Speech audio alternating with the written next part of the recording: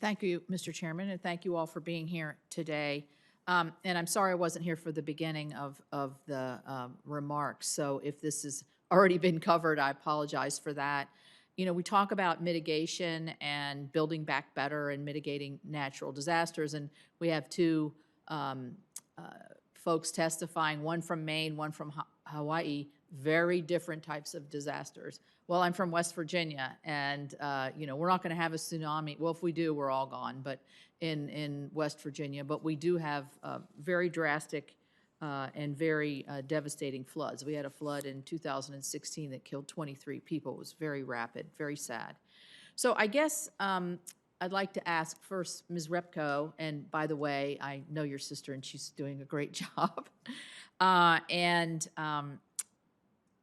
What unique challenges, how do you formulate, or let me start with you, Ms. Trottenberg. How do you formulate different strategies when there's so many different types of disasters for different types of terrains, for different types of folks? Isn't that where we ought to really empower our states more, maybe, and is that what you're doing presently? It's a great question, and you're absolutely right. You know, we talk a lot about coastal areas, but you are certainly right. In West Virginia, Vermont, other places, devastating flooding.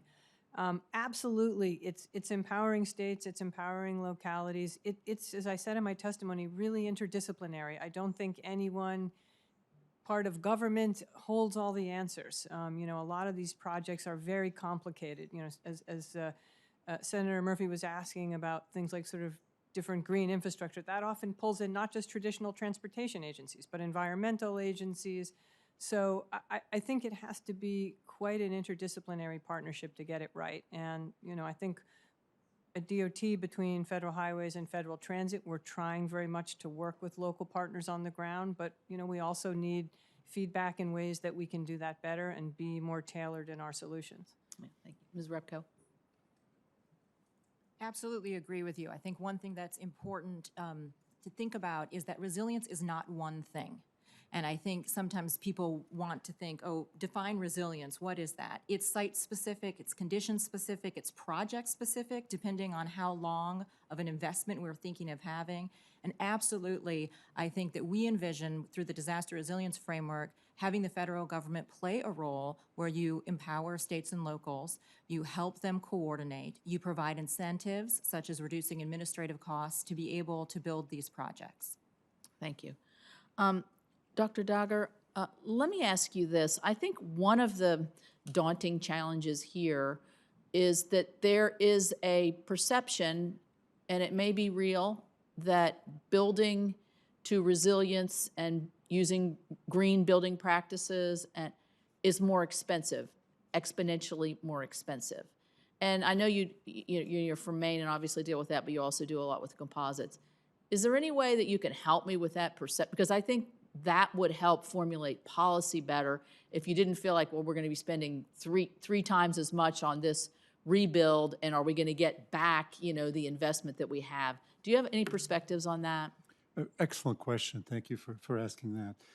If you look at the decisions that we make in terms of whether we rebuild the bridge or rebuild it a bit better, there's simple examples that will show you that you can save a lot of money. For example, if you could figure out that these 5 bridges are in the flood zone and next time around they might be washed away, spending some money to raise them a little bit rather than wait until they get washed away is an example where investing in a long-term solution saves money.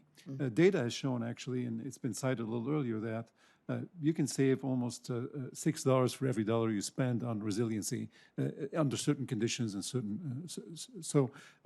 In Maine, for example, and in our transportation center, we're looking at working with Vermont right now to look at the flooding that's taking place in their bridges and studying the watersheds and identifying which bridges are next to go if there's another storm.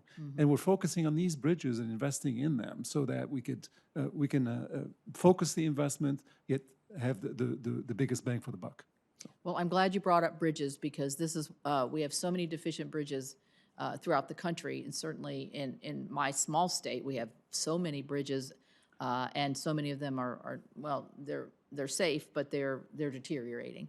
And so that's part of what we're trying to work on in the highway bills as we work through that. But thank you all very much. Thank you.